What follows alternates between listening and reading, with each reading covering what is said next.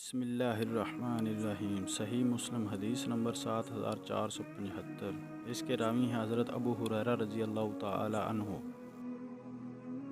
حضرت ابو ہریرہ رضی اللہ تعالی عنہ سے روایت ہے، کہا رسول اللہ صلی اللہ علیہ وآلہ وسلم نے فرمایا، اللہ تعالیٰ نے ارشاد فرمایا کہ شریک بنائے جانے والوں میں سے سب سے زیادہ میں شراکت سے مستغنی ہوں۔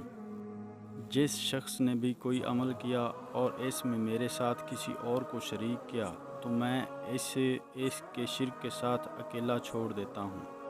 اس حدیث مبارکہ سے ہمیں پتہ چلتا ہے کہ اللہ تعالیٰ کے ساتھ کسی دوسرے کو شریک ٹھہرانے کا کتنا بڑا جرم ہے، اور اللہ تعالیٰ قیامت والے دن اس شخص کو اس کے اس شرک کے ساتھ اکیلا چھوڑ دے گا، اور اس شخص کا کوئی بھی حامی و ناصر نہ ہوگا۔